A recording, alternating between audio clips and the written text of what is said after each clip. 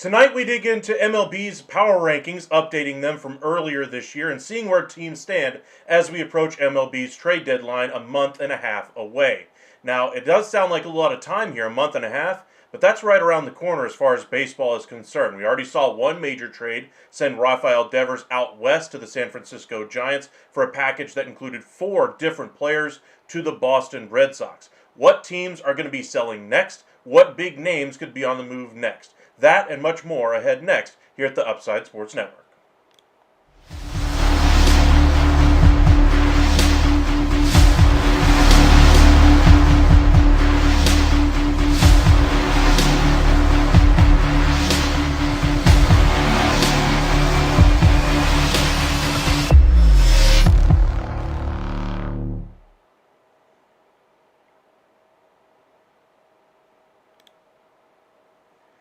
And welcome into the MLB Hot Stove Daily. My name is Michael here at the Upside Sports Network. Appreciate you guys joining us. If you are new here, be sure to hit that like and subscribe, as we'll keep you guys up to date on all the latest from all your favorite teams across Major League Baseball. So be sure to hit that like and subscribe. Follow us over on X at UpsideSN and on Facebook at Upside Sports Network to be notified whenever we do go live. Turn on that notification bell at the bottom of the page here. And really do appreciate those of you who have subscribed recently. I know with our hiatus we took for about a month or so, or a month and a half or so, that I know some of you guys found other channels to go to, but we gained so many of you guys right back. I really do appreciate you guys taking the time and joining us once again. But tonight we're going to update our MLB power ranking, kind of see where things stand from the last time we did our power rankings. A lot has changed across Major League Baseball. Teams we thought had a great offensive lineup going into the year, turns out that's not the case. Looking at you, Texas Rangers. Some teams that we thought had question marks in their pitching staff have certainly turned out a lot better than expected. Also, looking at you, Texas Rangers. How much longer can they hold on? How much can some of these other teams continue to try to push for a wild card spot or maybe even the division? We'll touch on a lot of those as well. Who are the biggest buyers that we'll see at the deadline? Certainly the Giants have announced their presence with authority to try to stay at the top of that division out in a very difficult NL West. San Diego Padres might be the team that ultimately is passed by here by the Giants, as the Giants seem to see an opportunity out there in the West this year. We thought maybe the Giants would wait another year and spend in free agency and kind of hit the ground running then, but they weren't waiting. They saw an opportunity with the success that they had with the group that they were with, and they decided to act, and act they did. For me, bringing in the biggest bat we will see moved at the deadline. Welcome in, Theo. Appreciate you joining us once again. Got about 15 of you guys with us already, so be sure to hit that like and subscribe if you haven't already. Share this, let your friends know, and let's have some fun. Feel free to say hi in the chat. Let us know where you're watching from, who your favorite team is, who you guys think are going to be teams that'll buy or sell. What are the biggest names you guys see moving at the deadline? But let's go ahead and kind of check in on a few of the teams around Major League Baseball. We'll start, as we usually do on these types of episodes, with kind of where the standings are at right now. I know all you guys had the Detroit Tigers as the best team in the American League going into the year, right? Show of hands. How many of you guys thought even the Tigers would be the best team in their own division, let alone the best team in the American League? Nobody? Maybe a few Tigers fans, maybe a few of you guys out there. But for me, the Detroit Tigers, I thought they had a really good pitching staff.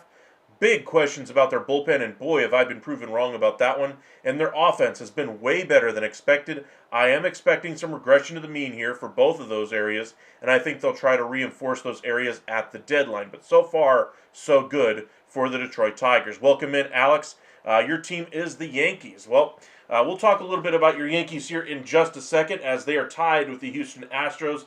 Astros currently leading a less than stellar American League West division. Astros 12 games above 500, 7-3 record over their last 10, plus 54 run differential. The biggest difference there is that their offense has not been performing nearly as well as they had hoped. Some of their offensive pieces that they were hoping to get nice starts out of, looking at Walker over there at first base, Christian Walker, among other pieces that they're expecting nice starts from, they didn't really get that.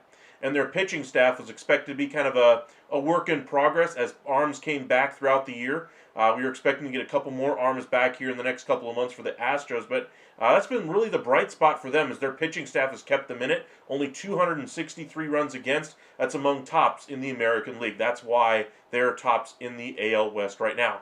As for your Yankees there, Alex, as far as the Yankees go, it's been a really surprising year for them. They lose Garrett Cole in the offseason due to injury. He's going to be out the entirety of the year. They lose Juan Soto to the crosstown team in the New York Mets. And you're really wondering how this team is going to look on paper. We thought in the offseason the sum of the parts was probably going to be better than just one big aircraft carrier throughout the 162. The questions were going to become, how do those other pieces perform in the playoffs? Their season will be judged by how they perform in October. But Garrett Cole going down, they've certainly weathered the storm. We expected them to be without Giancarlo Stanton for likely the entirety of the season. He's back. I thought for sure he was going to be headed towards surgery. It sounded like everything as far as his joints and everything was really kind of leading towards surgery being necessary.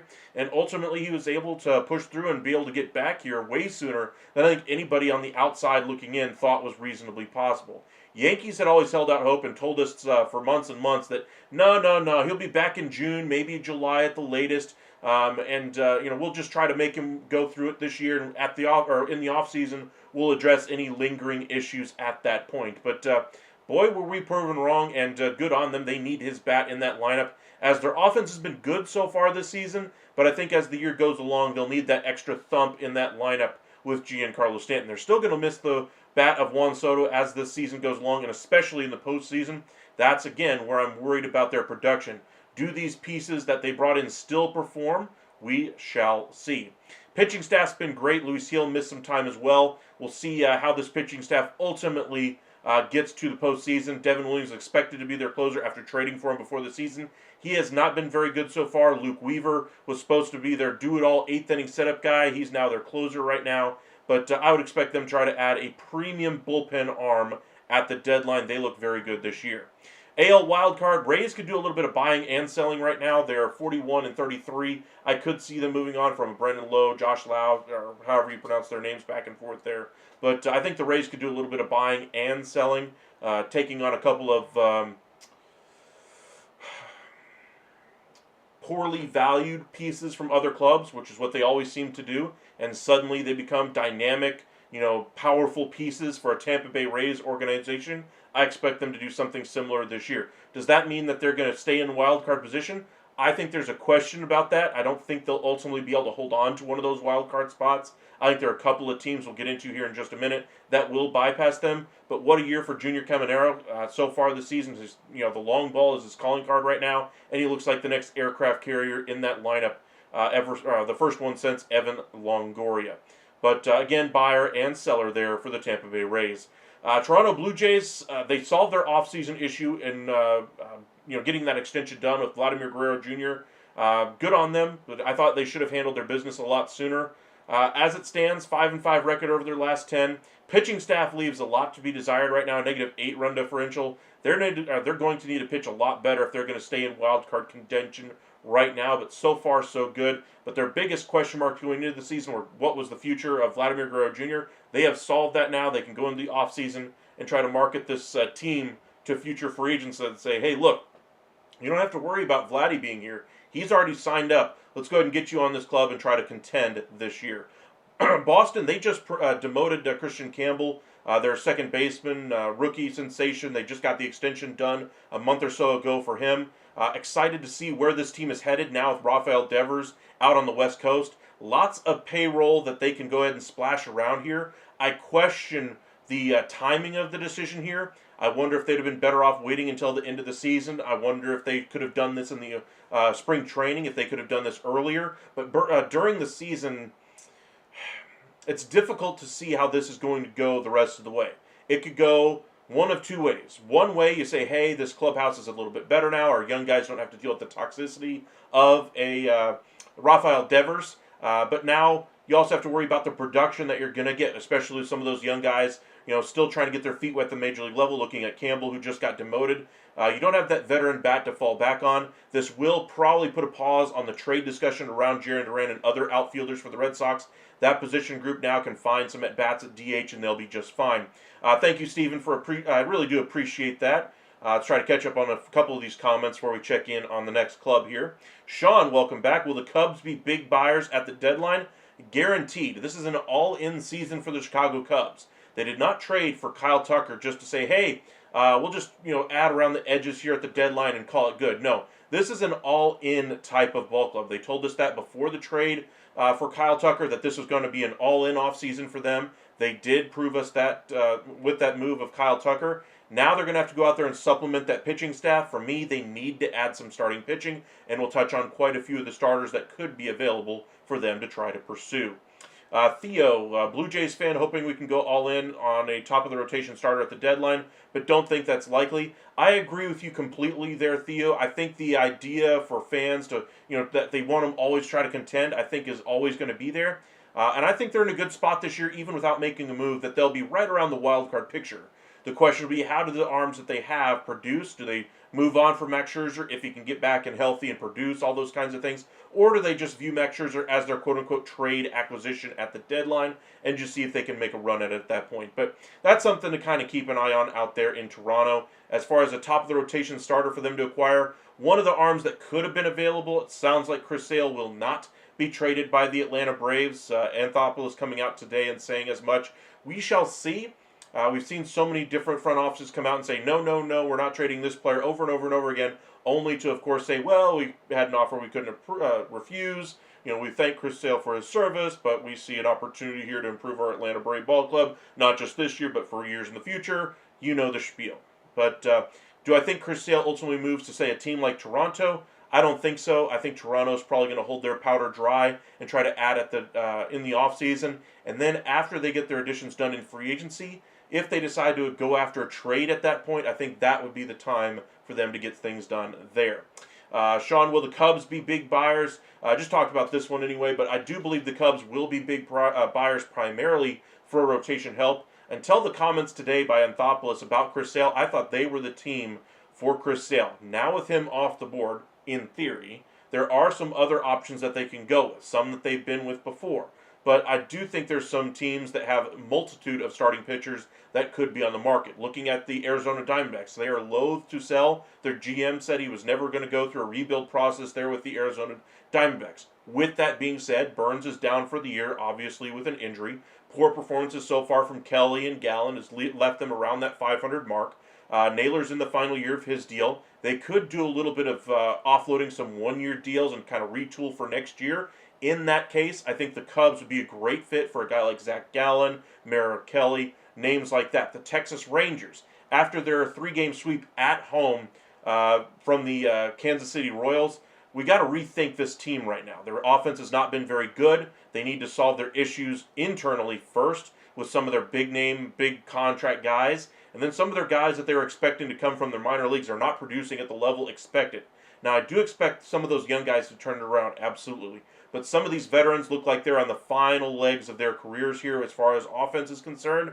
And that has me wondering, how good this team is going to be. Some of the guys we thought that were going to have great careers in Major League Baseball, aircraft carrier types, as Dan O'Dowd always likes to say on MLB Network, really believe in that philosophy as far as a type of player that really fits the mold of an aircraft carrier where you can lift up an entire section of your batting order. Some days he can lift up your entire batting order because of his presence in that lineup. A Corey Seager from, say, 2 years ago when the Rangers won a World Series was absolutely that type of a player.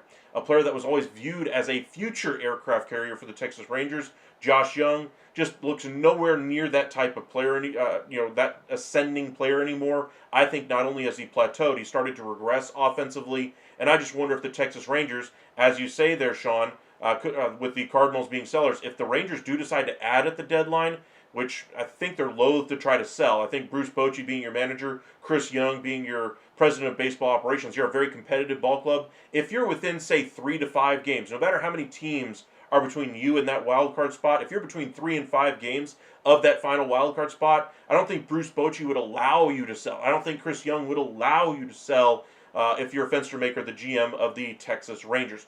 With that being said, if they somehow fall far enough to convince those guys that maybe this year ain't it, and next year we retool and kind of go after it then when we have our finances back in order. They can't really add payroll. They will not add payroll from where they are right now. So if they're going to add pieces, they're going to have to sell at the deadline a couple of pieces and then reinvest that money into whatever assets they want to acquire at the deadline. I don't think they're going to be able to do that. I think it's too high wire of an act this year.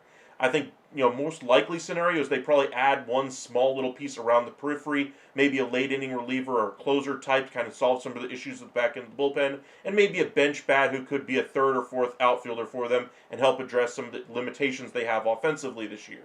That's best case scenario if you're a Rangers fan looking to contend this year. You got to hope for resurgences from Adolis Garcia, who has looked much better. Same thing for Marcus Semien. But Langford's got to start performing like he did in the first month of the year. Ever since then, he's been a shell of himself, and I think that's because of how much pressure was put on him to cover for some of the lost at-bats from a Corey Seager in the lineup, the poor performance of a Marcus Semien. I think he just needs to reset himself, and he will be just fine. We've seen a few multi-hit games this past week. Maybe this is the beginning of him getting out of it. But the Rangers, for a buying and selling team, could be a nice team for a lot of teams out there. They have a lot that they could sell. Multiple middle relief to set up arms that they could deal at the deadline to bring in a couple of nice pieces. The Rangers have a multitude of World Series veteran-type pieces. Looking at Jonah Heim, who's not having a good year behind the plate, likely could be a non-tender candidate at the end of the year if he continues the track record. But I'm sure there's some club out there in need of catching help that says, hey, we can unlock Jonah Heim, and there's always that team when it comes to catchers.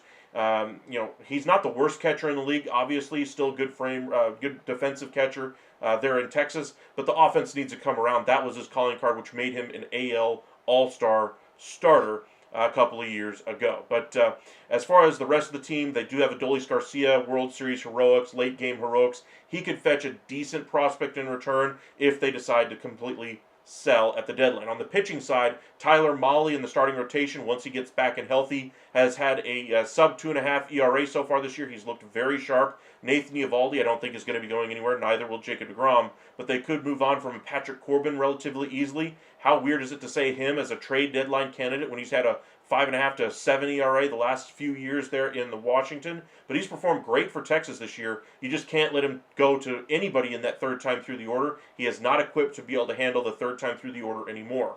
First 2 times through 5 innings, he's fantastic. But the second that card rolls around to that first hitter, the third time through, he needs to be pulled. His earned run average skyrockets when you get to that level. But beforehand, he's been nails. In fact, he's been sub 2 ERA until you get to that point. Once you get to the third time through, that's what's made his ERA balloon up to the mid-3s so far this year.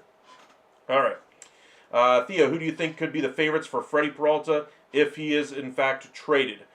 Pretty much any team in need of some pitching help here, I think, is what we're looking for if you're starting pitching help for Freddie Peralta. As far as a favorite, tough to see it in division, but I could see him going to a team like the Los Angeles Dodgers because their need for starting pitching depth. Same thing for the San Francisco Giants. I think they solved their issues offensively. I think their depth in the starting rotation leaves a little bit to be desired, and that's where I think they could ultimately go. What about Jacob deGrom? He's not going anywhere. Too much money tied up into that deal. And Rangers really love what they're getting out of Jacob deGrom right now. He is on an innings limit this year, along with Kumar Rocker, which is why they're kind of spacing out his starts right now. He's been one of the few healthy pitchers so far this year for Texas, and they want to keep it that way.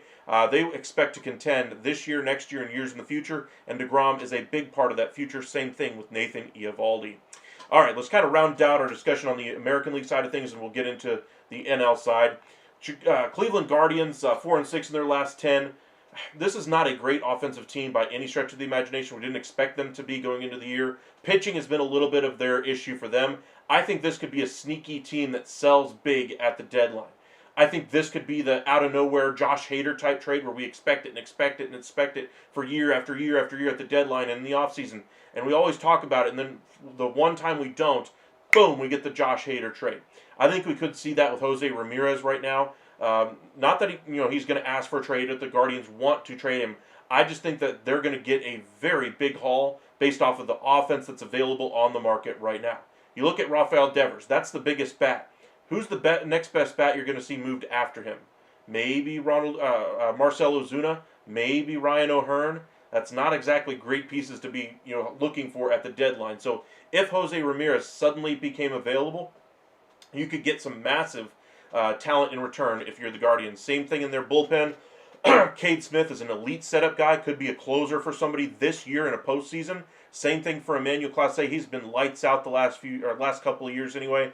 I would expect him to fetch a very, very good haul here at the deadline if he does get moved. There are not very many high-end closers left in the game anymore. He is one of the few that fits that description. If they were to trade him, they could probably get a premium asset back in return or two. Mariners, they had some issues coming out of the gates anyway with their pitching staff, with Kirby being on the injured list. He is now back. The pitching hasn't performed quite as well on the starting pitching side. 315 runs allowed so far. As far as their offense, way better than expected for the first month or so of the season.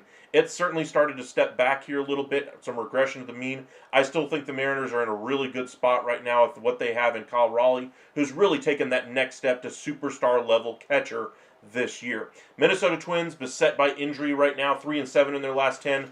Offense wasn't exactly great or expected to be great this year. In fact, I did not expect them to perform very well offensively at all. They've gotten some nice years so far out of a couple of guys, and I do think they'll try to revisit the idea of trading some of their longer-term contracts, i.e. Carlos Correa, Byron Buxton, etc. Buxton, I think, would be the most likely of those two. I think Correa probably waits until the offseason just because of the finances involved on that deal. But their pitching beset by injury. Pablo Lopez expected out until probably September, most likely out for the entirety of the season. But their pitching's been the one thing that's really kept them in it so far this year. And it's not performing quite as well as expected. That's why they were so far out in front after that long win streak they had earlier in the year. And now they're right back to 500 and looks like they're in a little bit of a free fall right now. I would expect them to finish in one of the bottom 5, 6, 7 teams in the AL. Kansas City Royals just finished a 3-game sweep and are a game back of 500 right now in the American League. I would expect them to try to add around the edges of this team if they continue to excel against teams that they should be beating and try to see if they can punch above their weight here.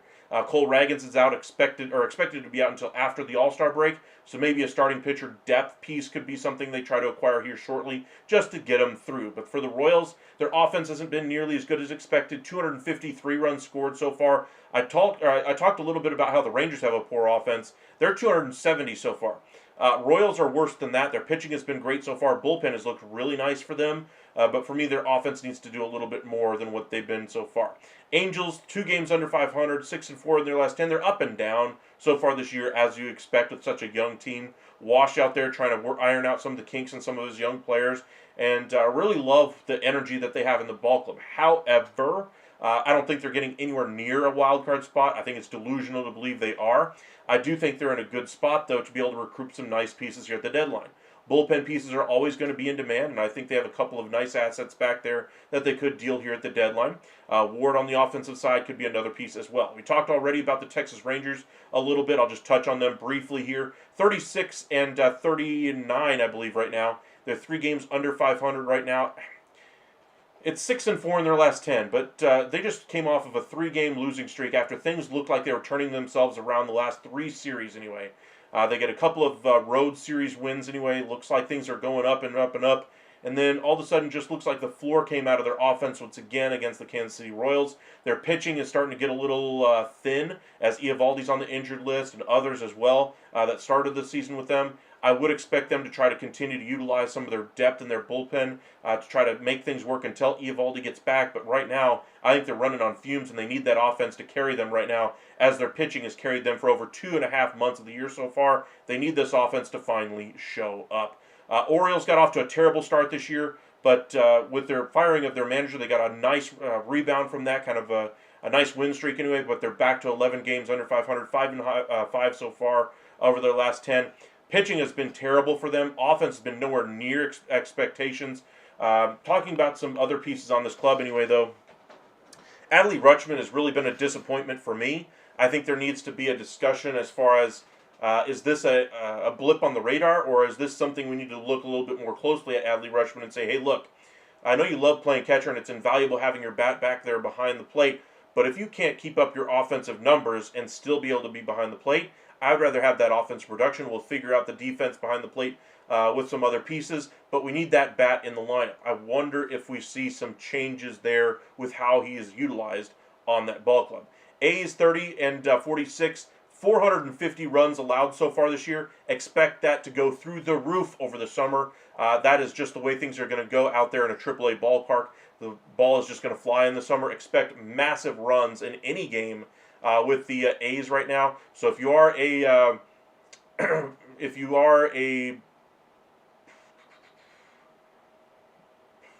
somebody who likes to, how do I put this without saying,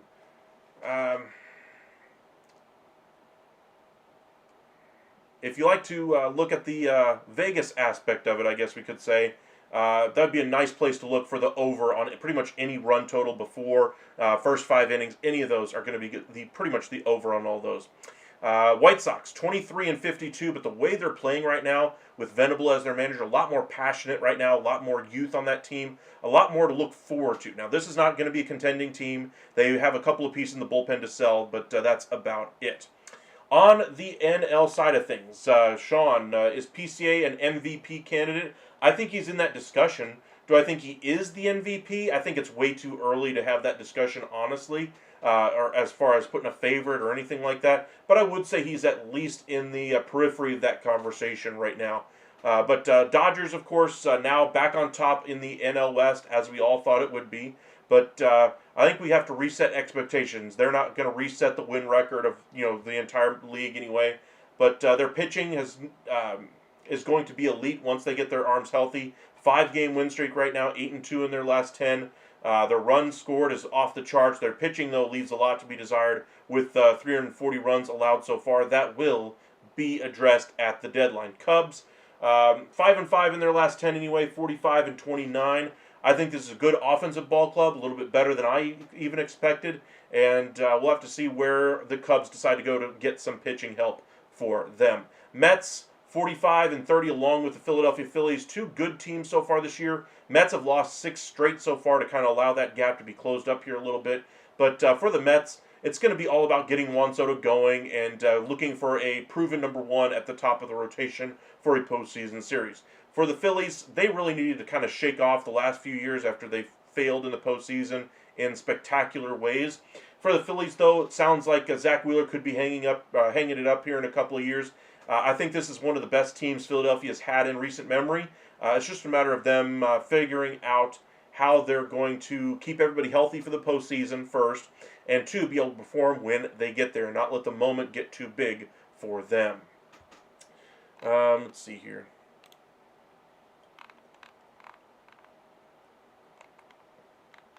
All right, on the wild card side of things, we just talked about the Mets and Phillies. One of those teams will be the first wild card. But the second wild card is the San Francisco Giants. They did bring in Devers. They send out Harrison, Hicks, and a couple of pieces out there to Boston to get the deal done. They did take away from their depth in that starting staff and that bullpen. I think they will address that at the deadline. We discussed that a little bit already. Padres, I think the finance people, like I mentioned the other day, are going to start getting their stay here a little bit more. I think they've pretty much exhausted all their options to try to get a little bit better. I think they've maxed out what they can do right now. And for the Padres, the finance guys this offseason were telling them we need to trim payroll. We need to trim payroll even before we add anybody because of raises and performance bonuses, those kinds of things. They do not want to increase their budget based off of what their numbers were last year. With that being said, if there's an opportunity for them to jettison one of their expiring deals, save a little bit of money this year, and try to reinvest that talent elsewhere, I think the Padres would love to do something like that ideally. But I think it's going to be a very selective decision that they make. It might just be 1 or 2 pieces, maybe not all of their expirings that they have coming, including King, Cease, Arise, etc. But something to kind of keep an eye on out there in San Francisco. Player time, welcome in. Gleyber exposing the Yankees' organization failure. Gleyber, to me, Gleyber just has a lot of Robinson Cano in him. Every time I watch him play, I just see a player who is just so talented offensively, has the gifts and tools to be a really great defender, but with this laissez-faire attitude, his nonchalance is what Cano is famous for. I don't think he's quite to that level, but I do think he has some of that in his game, and that's the part that any team that signs him, I think, is going to have to think about those things as far as how productive and how long he's going to be productive as well. As far as the outside of the playoff picture looking in, you're looking at the Milwaukee Brewers. They made the trade of Savali to kind of allow some room in that starting rotation. Pardon me. To allow space for Mizorowski. It's a decent ball club. I think there's an opportunity for them to, finally get in there, or get in there at the very last week of the year as that last wild card team, or maybe even win the division if the Cubs falter here. But I think the Brewers are about where they're going to finish the season, if I had to guess. 40-35 does not make a great season. I think this is going to be a year where they surprise us with some of the names that they might not, or that they may have available that we're just not hearing right now. Cardinals, of course, you look at Nolan Arenado, you look at their bullpen with Ryan Helsley as well. I do not think they'll be moved in the same deal, but I do think both pieces will be moved at the deadline. Right now, 4-6 in their last 10, but they are on a 3-game win streak. Run differential of plus 31 tells me that this is a decent ball club, but this is a year that they are supposed to be trying to figure things out with the pieces that they have. They weren't supposed to go through the through another offseason with the question marks they have around some of their young players. They need to know whether or not these guys can play. So if Arenado goes, that frees up more at-bats for them. If Helsley goes, that allows their bullpen to allow those guys to shift around to different roles and see if they can handle those roles. And next year when we get to the offseason anyway, the Cardinals have a much more informed decision about which direction they want to go, what players they want to pursue, and what contracts they might be interested in doing as well. Hank, no matter what, there's always an upside. Sports Network, welcome back, Hank. Appreciate you joining us once again. Cincinnati Reds, Terry Francona at the helm, 7-3 in their last 10. Looks like they're figuring things out. But run differential there for me at plus 37 tells me this is a good ball club, but they need to do better pitching as well. I think the offense has the pieces they need. I think they need to add some pitching here. And once they do, I think they'll be a team that could get into that final wild card. Diamondbacks, we just talked about how Hazen does not want to sell at the deadline, how he is loath to go through a rebuild process. And while I don't think that the Diamondbacks are necessarily the greatest team in the National League, I still think they have a lot of talent, very well could win the wild card spot outright. But as far as the Diamondbacks are concerned, no Burns, tough starts to the year for Gallen and Kelly. You have so much starting pitching, even after the loss of Corbin Burns. You have the ability to kind of reset your timeline here and bring in some more young talent here. I think the Diamondbacks should go ahead and try to take advantage of that, especially at 37-37. I get it, you're only 2.5 games back, but I think you're playing with about as good as expectations as you can have right now. I don't think there's going to be much positive regression to the mean, but we shall see out there in Arizona. Braves, we just talked about Chris Sale earlier in the video. If you missed that, Alex Anthopoulos, the GM for the Atlanta Braves, basically said, no, we are not trading Chris Sale, but we've seen front offices say that over and over and over again, so we'll see if that actually holds true or not. But for the Braves, they're 5 games under 500, 5 games back of the wild card, 7-3 in their last 10 with a 3-game win streak, run differential of plus 24. This is still a good ball club. The question has been, do they have enough bats do they have enough talent with the pieces that they have without bringing in outside talent because of how thin their farm system has gotten with all the promotions up to the big leagues and trades, et cetera, to try to compete?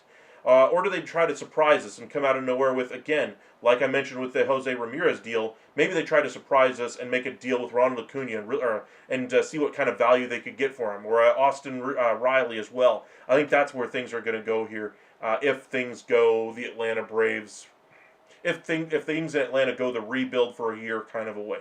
Nationals, they've really struggled recently anyway. Their manager, Davey Martinez, I think is on the way out here very quickly. He just looks like he's out of answers for how to make this ball club a little bit better. When that happens, it's just time to move on and allow somebody else to come in and let their ideas flourish there. But 31-44, I think they'll be a great team out there at the deadline for any number of different pieces. Starting rotation, bullpen help, positional talent. They have it all right now. And I think that they're going to be kind of the buffet here at the deadline, along with a couple of other ball clubs that could be fodder for some of these contending clubs. Marlins, 29-44, 10 games back, 5-5 in their last 10, minus 89 run differential. Marlins are not a good team. Alcantara has not had a good year so far, but could be better. That's a really great talent, though. I think they're going to try to get him back and performing as best as possible before you get to that point. And we'll see what they ultimately decide to do. But I think that the team there has a couple of bullpen arms that they could look to move. Stowers, their question is there. Do they go ahead and try to trade him? He's one of their few young, successful hitters so far this season. I doubt it, but he's one of the names that's popped up here as well. Pirates, the question centers around Paul Skeens. Do they trade him at this deadline? Do they hold on to him? Whatever the case may be. But for me, I think Skeens isn't going anywhere, at least right now. I think the offseason, the conversation will pick up again. Once again, we'll see if those conversations are a little bit more serious. But as far as Skeens goes, he's pretty much the only thing this ball club has going. 306 runs allowed so far. They have not pitched very well out of the bullpen early in the year. Some of those guys have started to pitch a little bit better, looking at you, Bednar. But they have some nice pieces back there. Dennis Santana, who could be trade assets. On the hitting side of things, they'll have a couple of veterans that they could move at the deadline, but I think they're largely going to stay where they are and just see if they can make a nice, finish to the season for them and kind of build off of that. We'll see if they go down that road.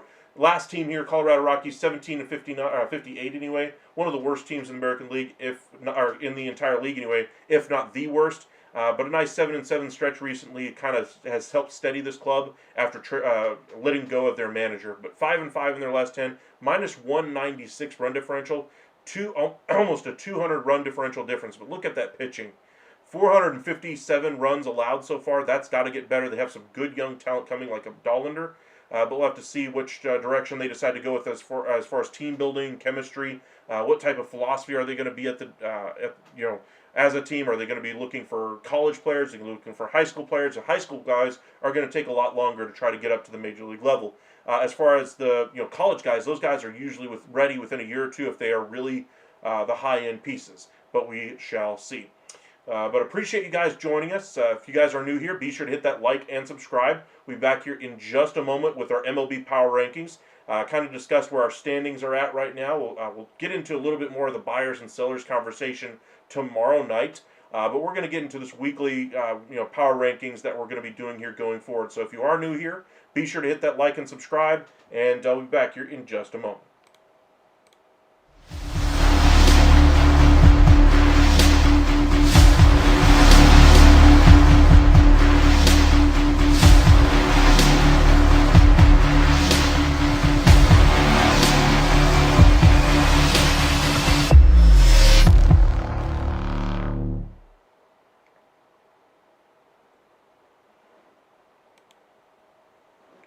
And welcome back into the MLB Hot Stove Daily. Let's get on to our MLB Power Rankings for Juneteenth. Yes, I know you guys were out there kind of enjoying some parades out there around the nation for the Juneteenth celebrations. And for those of you who got to enjoy some of those, I'm glad you got to celebrate your heritage and so forth and celebrate with your fellow Americans out there. But I know we have several people from around the globe watching.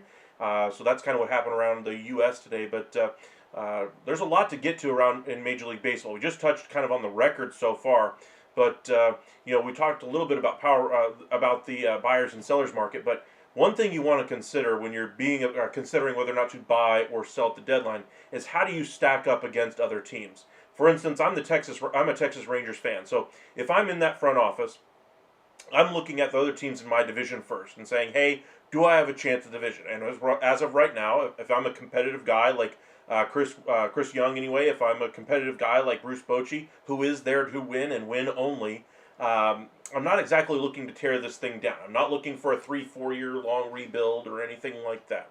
I might be looking to, at worst case scenario, sell off here at the deadline and retool for another successful year next year. But Chris Young stated his goal this offseason was to show that 2024 was the aberration, not the rule, under his leadership of the Texas Rangers. And you can't guarantee yourself a playoff spot every year. That goes without saying. But the offense was expected to be so much better. In fact, let me go ahead and pull up the screen for you guys. Let me show you guys where I had them at the beginning of the year. The Texas Rangers, you got all this momentum. You got a healthy Josh Young, an MVP level player in Corey Seager. You got Marcus Semien, who was coming off of a down year, usually has a positive year the next year. I had their offense anyway all the way up there in that top 5. This was a good ball club as a team overall with their pitching, bullpen, even without an elite closer. I thought they were the third best team and best team on the American League side. I thought they were a team headed towards the World Series. Things change. Jock Peterson signing, one of the worst in all of baseball last year. I mean, that contract is going to be on their books not just this year, but with a player option for next year, you can bet your bottom dollar he's going to be accepting that deal. Now, as far as the what do they do from here, they don't have a whole lot of options. So when you're looking at the other teams around you, how do you guys stack up as the year went along? Where we left off with the last time we had done this anyway. Just kind of line it over here for us. You might notice the Rangers kind of had fallen quite a bit here. I mean, their offense was not very good, but their pitching staff was holding things together, and they had fallen outside of the top 5 for the first time, for me at least, all the way back in, end of April. That's going to fall even further today. Now, if you're the Texas Rangers and you're trying to see, are we a contending team right now? Sure, you have a chance to win the division, but the Astros are getting healthier. You're getting less healthy. Your offense and their offense has been poor, and yet they're so far ahead, over 500, and yet you're 3 games under, and you just lost 3 games at home to a team that had been struggling mightily in the Kansas City Royals. Now the Royals look like they figured some things out offensively against the Rangers pitching staff, which had been their bright spot, and they look like they might have a nice run in them going into the All-Star break. But we'll have to see. Rangers are in the soft part of their schedule right now. They had better turn it around. But we'll start down at the bottom of the power rankings and kind of work our way up as we usually do. All the way down here at the bottom, we had pretty consistently had the Rockies. And there's a couple of teams that could kind of fit in this mix right now. Nationals are one of the teams that kind of fits in here. I think that their situation is a little bit easier to solve, though. I think they have the in-house additions that they need right now to still be competitive and try to build off of it. Meanwhile, the Rockies while they've had a nice stretch of games here over a short period of time, it's nothing I'm writing home about. And while the power rankings, we want to take into account recent performance, I just don't think that the Rockies, if they lined up against the Nationals right now, which they just did in that 11-game losing streak or whatever it was, I think that they would be a better equipped team, ball club anyway, to be able to handle theirs. So for me, I'm still going to leave the Rockies down here at the very bottom. I understand, Rockies fans, you don't like it, you're playing better, blah, blah, blah. I don't want to hear it. I just don't think you're a very good ball club right now. I think you need to change things in that front office before I'm going to be willing to say that they're a team that looks like they finally have a future that's brighter than it has ever been in the last 5 years. Who could fill in this number 29 spot? For me, it could be the White Sox, could be the Pirates, but I think the Nationals have clearly earned that spot right now. They have the nice pieces going forward, but they're going to have to get to those nice pieces first. They're going to have to get some of those nice pieces to work out for them, and we shall see if that ultimately holds to be true. But this team has not played very well. Davey Martinez, with his comments that he had the other day, he just doesn't look like he's ready to be there anymore. And the front office seems to be fully behind him right now. They don't want to make a coaching change or a manager change right now, but I just think the way he addressed the media, I think that's not the reason why, but the comments that he said were very telling, basically saying we have no answers for the issues we have as a ball club. So the Nationals, for me, they slide in right here at number 29. Who's going to go into number 28? Now, this spot I think is pretty much destined to be the Pittsburgh Pirates still, or the Chicago White Sox. Which team do I think is worse on paper right now? I'd say the future is starting to look brighter for the Chicago White Sox, but I don't think they're all the way there yet better than the Pirates. So we'll go ahead and put the White Sox here. Now, I think this is pretty clearly the Pittsburgh Pirates spot next, so we'll go ahead and put them there. Their offense, their bullpen has some nice pieces, but it's nothing getting done. All right, Cardinals have played a lot better recently, something to kind of keep an eye on. Twins with their injury issues, something to keep an eye on. Rays will be a lot higher here. Marlins, I think, are the next team here, along with the Oakland A's. I got the Rays in there twice. I think I missed one.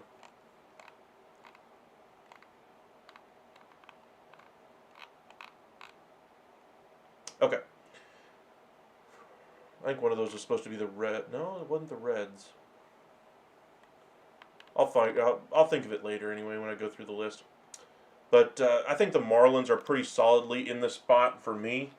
They have some nice pieces that they could choose to work with at the deadline. For my money, I think they're better off holding Sandy Alcantara at this point. He hasn't performed well enough to really increase that value and get the haul that you're looking for. And I think that's going to really be another failed season for the Miami Marlins. That's why in the offseason, if he's healthy going into the offseason, I would move heaven and earth to try to trade Sandy Alcantara for the moon. I think that's the time to make the move, because if he has an injury setback next year, you're not going to be able to get a premium asset in return for Sandy Alcantara. Now, next ball club.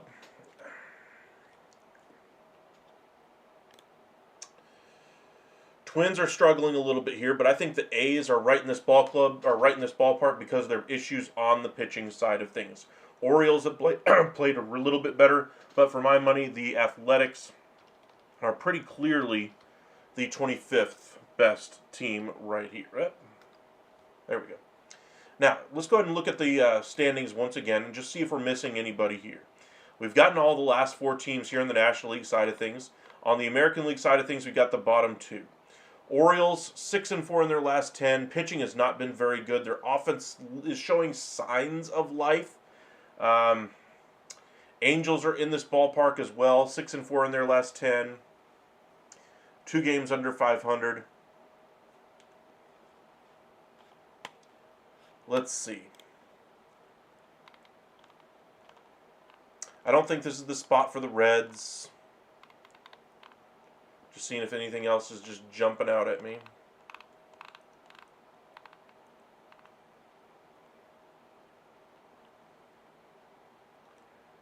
Nope, nothing's really jumping out anyway.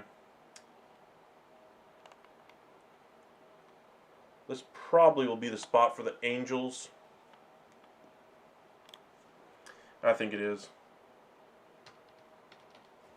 Angels, for my money, they have some nice pieces to work with, but nowhere near a full team. They need more pitching. They need more offense. They just need more. They have some nice young pieces that are coming on developing at the major league side of things, and so they'll be better. How much better remains to be the question there. All right, let's kind of keep this thing rolling here, making sure I'm not missing anybody. That's going to bother me with the having two of the same. Do I have the Royals in here? So one of them, it looks like, was supposed to be the Royals.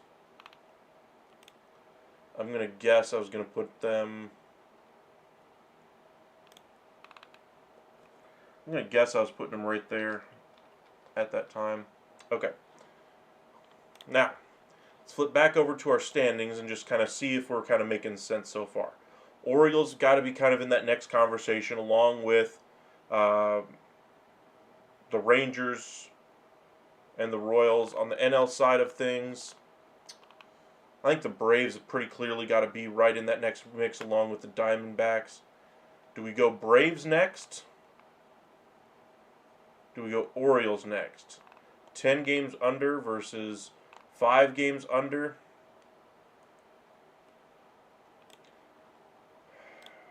This is going to hurt my Orioles fans out there, but for me, the Orioles just have not played well on either side of it so far this year. They should be a nice team for trade candidates, though, out of that starting staff and those kinds of things. But I'm going to go ahead and put the Orioles there. All right, so we got the Braves kind of in that same window here. Diamondbacks.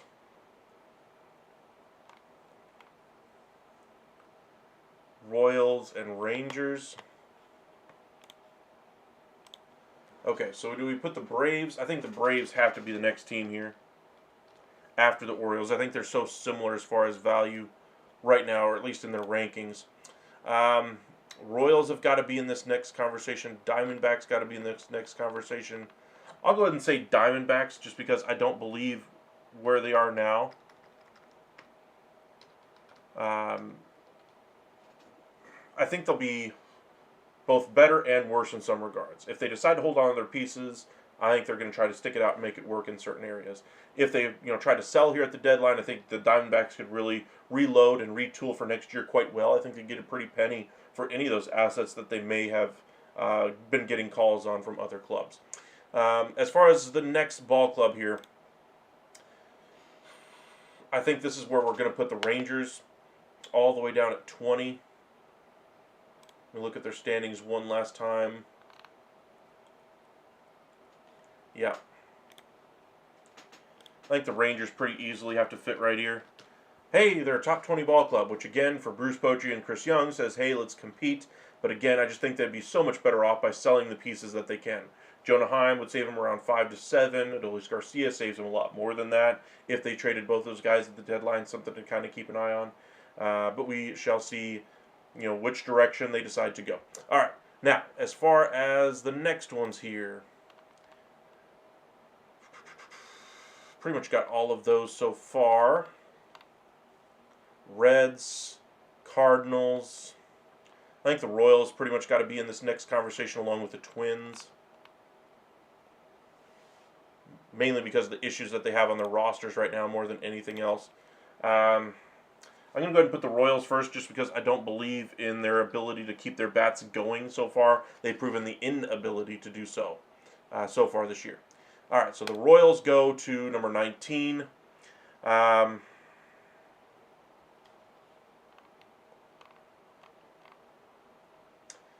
think the Twins got to be right here. Cardinals got to be right here. Twins or Cardinals. Cardinals have a clearly defined plan that they would like to act on. They just haven't found the ability to act on it yet.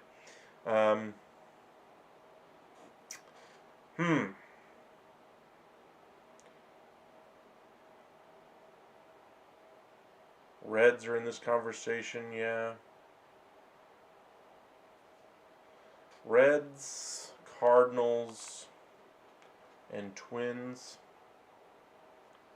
I'll go ahead and say the Twins first, because their injuries now are mounted up enough on the pitching side to where I don't think they can go much higher than this, and their offense is playing a little bit above where I would have expected it. Cardinals, I think, will try to trade Arenado, and I think they will be successful at the deadline. So I'm going to go ahead and drop them down here. While their play has certainly been better at the early part of the year, it's not been up to that same level recently. Reds, I think, are pretty close to right here next. Yeah, I think it's pretty solidly there, Reds. Again, we've talked about their issues as, pitching and, making the most of the manager that you have on your bench right now. All right, let's keep this thing going here.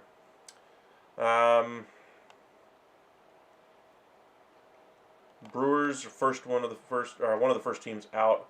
Mariners, Guardians. I think the Guardians are certainly the next team with their struggles with their pitching staff.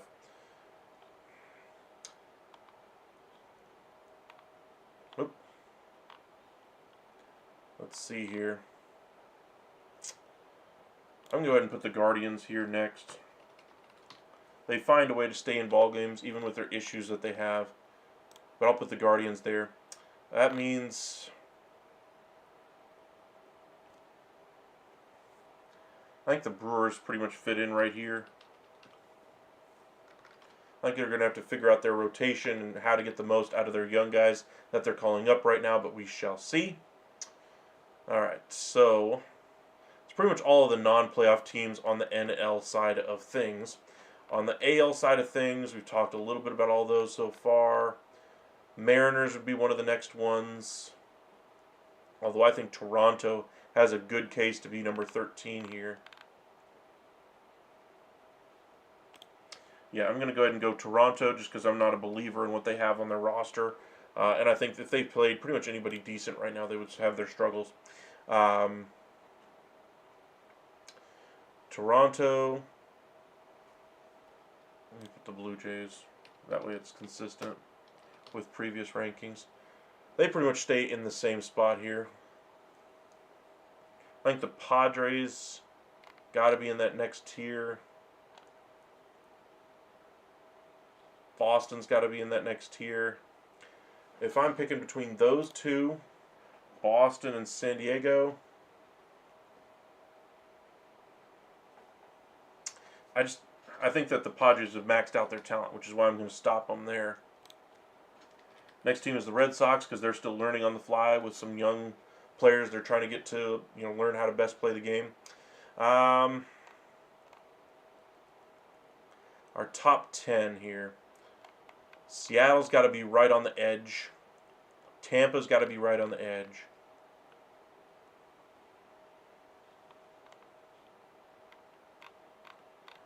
Seattle, Tampa.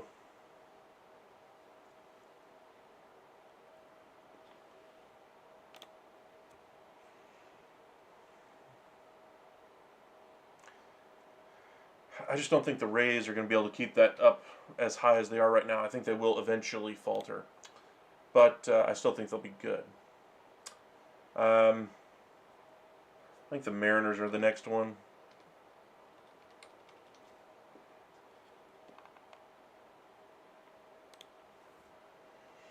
Alright, so last few teams here. We're into the top 8. That's where we get a little tougher. We've already done pretty much all of those teams. I think the Padres we already did. Giants are in that conversation for that next team. After the trade for Devers, though I think they're a little better.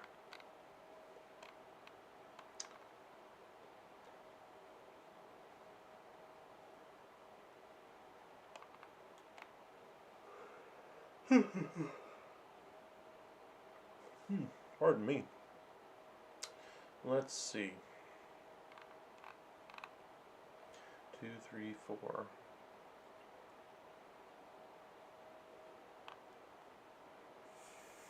5. 6.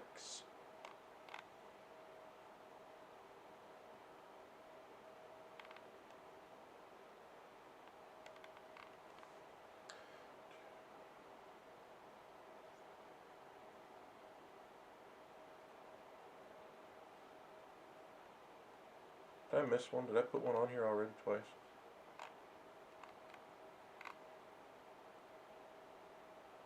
Houston, Yankees. I gotta put one on here twice, didn't I?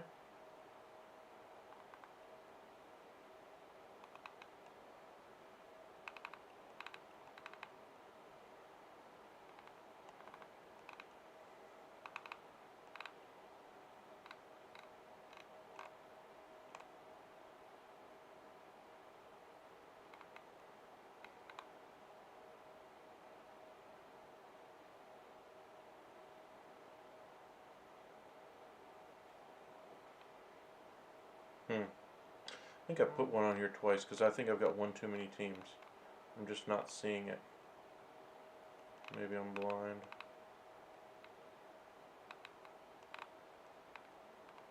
We'll figure it out here in a second. Okay.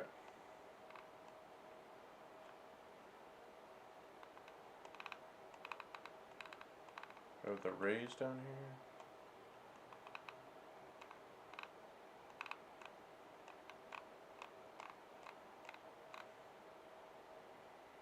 No, maybe I'm just crazy. Okay. Alright, let's keep this thing going. We already got those two. No, I'm right. Okay. We're good. Never mind. Number 8. Our choices are Giants,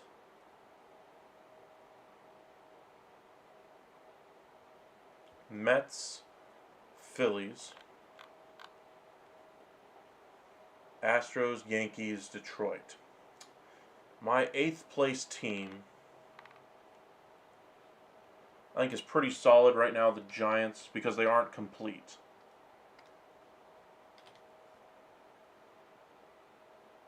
I think if they add another starting pitcher, I think they'll be a lot more complete and have the depth they need after trading away Harrison and Hicks. But I don't think they're necessarily one pitcher away from winning the World Series. I just think they're one pitcher away from being a lot more solid of a club. Giants are next.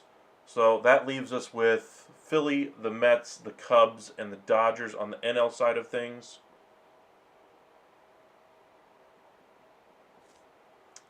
Let's see. I think the Mets would probably be the most likely out of the next one there on the NL side. On the AL side, I think Detroit is definitely towards the top here. Yankees, Astros are in this mix. Yankees, Astros, and Mets are the next 3. So which order should we put them in? Yankees and Astros, which one first?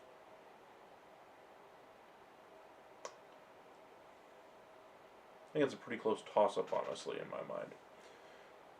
What about the other way? Let's say the Mets versus the Yankees. I think the Yankees have more solutions, so I'd put the Mets after. So Mets versus the Astros, between those two. I think I'd probably put the Mets here at 7 until they solve their offense with Soto or their pitching with another acquisition. So the Mets will go 7. I think Houston is going to be better than this, but I think they're right here for now due to the injuries they have. We have to see how they perform on the field after they get back. And that leaves me with the Astros as the next team. They're a top 5 ball club right now. All right, so that leaves us with what? Philadelphia, Chicago, and the Dodgers.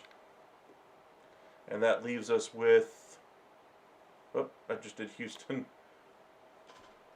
My bad. So Astros.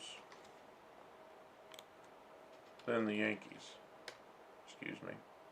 There we go. Top 6 team for the Astros. Okay. 4 spots left. 1 in the AL, Detroit versus Philly, Chicago, and the Dodgers. Philly and Chicago are fairly closer than what you might expect. Chicago, I think, needs some starting pitching to be a legitimate contender in my eyes. Philadelphia, I don't think really needs to do much for me to consider them that, so I'd probably lean towards Chicago being the next team here. Once they add another starting pitcher, I think that that conversation would then change. As far as Detroit goes, I think that offense will regress. Will it be worse regression for him, or for the Tigers, or would it be the Cubs with their issues with their pitching? Cubs or Tigers here? I think I'm going to put the Cubs first just because they don't have the talent on the pitching side. And I think pitching matters a little bit more here. So I'm going to go ahead and put Cubs. And I think that squarely puts the Tigers as my 3. That leaves you with 2 left, Philadelphia and the Dodgers. And honestly, I think the Dodgers have kind of figured themselves out now and will start rolling. With that being said, I think, that means the number 2 is quite obviously going to be the Phillies. At one point, we did have them pretty close to this spot, but I think the Dodgers have now reclaimed number 1 quite easily. All right, let's kind of review real quick just to make sure we got everything here. Rockies, Nationals, White Sox, Pirates, and Marlins are your bottom 5. You get the A's, the Angels, Orioles, Braves, and Diamondbacks in the next 5. Rangers fell all the way down to 20th in our newest rankings, followed or just behind the Royals, Twins, Cardinals, and Reds. 15 Guardians due to their issues pitching, hitting, as usual. Brewers, they're a very young team, but I just don't think they're ready yet. Blue Jays, they're definitely a veteran team, but I think they're going to have to figure out what they're going to do with Max Scherzer and try to address their pitching, long-term issues, all those kinds of things, freeing up money, all of that. Let's see here.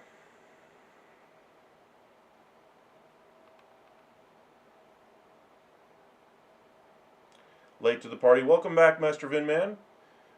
You can join. You're welcome in any time, of course, but we got your Cubbies on here. I'll show you here in just a minute. You'll be surprised where I have them, I'm sure. Let's go ahead and go recap the top 10. One of the teams that was just outside was the Boston Red Sox after trading Devers. They have to be a little bit lower. I do believe in the talent that they have, but I think it is young and inexperienced. In the regular season, I think they'll be fine anyway. If they do find their way into the postseason, there will be questions. All right, but top 10. Rays, I think, are solidly at number 10. They think they'll do buying and selling. I think they'll always be in this picture, out of Tampa there. That they're going to kind of be right on that edge of being a highly competitive team versus a team that's going to try to sell and recoup their assets and not spend a whole lot of money, those kinds of things. 9 is the Mariners, just because I don't necessarily believe in the offense necessarily as much, but that Cal Raleigh has really elevated himself into star status, all-star caliber.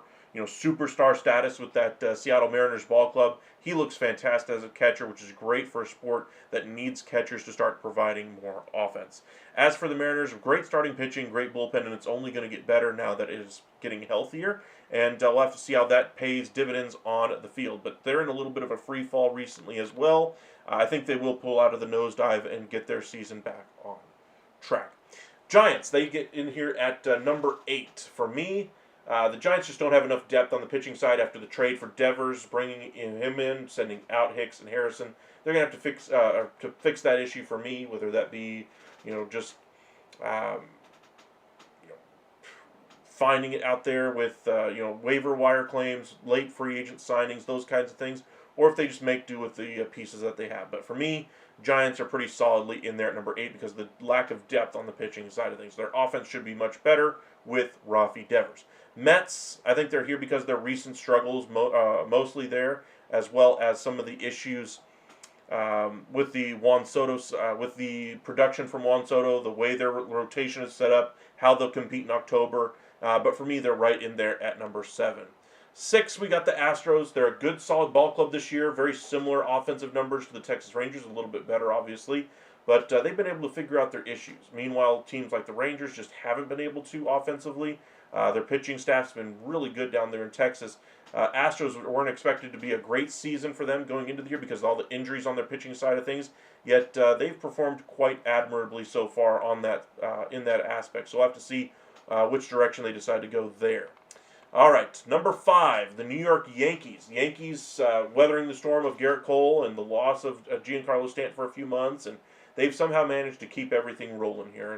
And while they don't necessarily have the aircraft carrier, the souped-up version of that in Juan Soto, they certainly have a lot of depth here. They have some nice options in the bullpen that they can go to, even with the struggles of a Devin Williams. They still have Luke Weaver and others that they can turn to. The pitching staff looks pretty good. As far as the offense, way better than I thought it was going to be. We'll have to see how it performs in October, as is always the test for the Yankees. Number 4 is the Chicago Cubs. Master Vinman, you're asking where your Cubbies were. I just think that the Cubs just need pitching. Once they solve their issues with their pitching staff, I'll believe a lot more in their hitting being able to sustain them when their pitching struggles. Right now, as it stands, I think the Cubs just need to have more, period. I think this is an all-in season for them, and they need to go all in now on the pitching. I think they will, but for right now, they're pretty solidly at number 4. 3 is the Detroit Tigers, best team on the AL side. I just don't believe in this offense. I don't believe in the bullpen. I do believe we got some really nice improvement out of a couple of guys, but as far as the Tigers are concerned, I think that bullpen is relatively inexperienced. It will get tested in October. It will fail. Same thing with some of their young players on the offensive side of things. We've seen that with teams in years past, looking at the Brewers and others, who really struggle to, continue to add more payroll or take care of their own, those kinds of things. But for the Tigers, they're in a nice spot where they are, of course, at the top of the AL. I think there is an opportunity for them to get even more, or to do even more with what they have, but they're going to have to supplement their roster. I just don't believe in the roster as currently set up, but I think they need to do more. All right, Master Vinman, I'll take it given the starting pitching. That's kind of the way I see it there, Master Vinman, is just that the pitching the pitching there for the Cubs just isn't there with loss of Steele, and even before the loss of him, I think they needed starting pitching going into the year, and I thought they needed to do more, and we'll have to see if they add the pieces they need to. If they go the cheap route and try to bring in a Patrick Corbin, not going to be happy. If they go a little bit more expensive and go after a Chris Sale type, not saying Chris Sale in particular, but a Chris Sale type, I think the Cubs would be in a much better spot. Bullpen has been great. Absolutely couldn't agree with you more. Hank, or Johnny, thank you for joining us once again. Appreciate that. Glad that you're back with us. We did have our first live on Sunday. We did one Monday and Tuesday. We skipped last night. Had some nice surprise for us from the missus anyway, so that was very nice. But I wanted to get back to our regular routine and get our power rankings done tonight for you guys. But Hank, we all know Ohtani doesn't win this year. It's not on his chart, so why not the Cubs? It's possible. I do think the Cubs have a legitimate chance this year. I think the Dodgers, on paper, look like a formidable foe. They look like the team that should win every single time, 100 times out of 100. But we see baseball, twists and turns, injuries happen, poor performance happens. You struggle, you lock up, you choke, all those kinds of things. And the Dodgers certainly have gone through their fair share of it so far this year, but yet they're still on top in the National League. I'm still going to say the Dodgers win the NL, but the Cubs, I think if they add the right starting pitching, and if the struggles continue on the Dodgers side of things, for staying healthy with that team, I think we could see the Cubs come out of the NL, especially in an all-in season for them if they add the pieces that they need.